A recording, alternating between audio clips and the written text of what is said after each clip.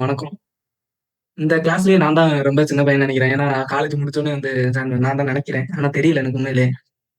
ஆனா எல்லாத்தோட நான் ரொம்ப லக்கியா ஃபீல் பண்றது என்னன்னா, எல்லாத்தோட எக்ஸ்பீரியன்ஸும் எனக்கு கிடைச்சது. எல்லாருமே என்னோட நெறைய ஏஜ்டு பெர்சனா இருந்தீங்க. மொத சார் சொன்னாரு, "உங்களுக்கு செட் ஆகுமான்னு தெரியல." நான் ஏன்னா மார்னிங் செக்ஷன் படிச்சிருந்தேன். "நீங்க அத ஏன் இது பண்றீங்க? உங்களுக்கு அது செட் ஆகுமான்னு தெரியல." ஆனா நான் என்ன ஃபீல் இப்ப என்ன ஃபீல் பண்றேன்னா, எல்லாரோட இதுவும் எனக்கு எக்ஸ்பீரியன்ஸும் கிடைச்சிருக்கு. ஃபியூச்சர்ல எனக்கு அது ஹெல்ப்ஃபுல்லா இருக்கும்னு நெனைக்கிறேன். எல்லாருமே என்னோட நெறைய ஏஜ்டு பெர்சனா இருப்பீங்க. இப்ப எக்ஸ்போர்ட் ஹெல்ப் சென்டர் ரொம்ப லக்கியா இருக்கிறேன்.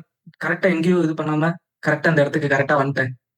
அதுதான் நான் சொல்லி ஆகணும். ஏன்னா நெறைய பேர் நெறைய இடத்துல மாட்றாங்கும்போது, நான் கரெக்ட்டான ஒரு கரெக்ட்டான வந்துட்டேன் அப்படின்னு சொல்லும்போது, கரெக்ட்டா போயிட்டு இருக்கேன்னு நெனைக்கிறேன்.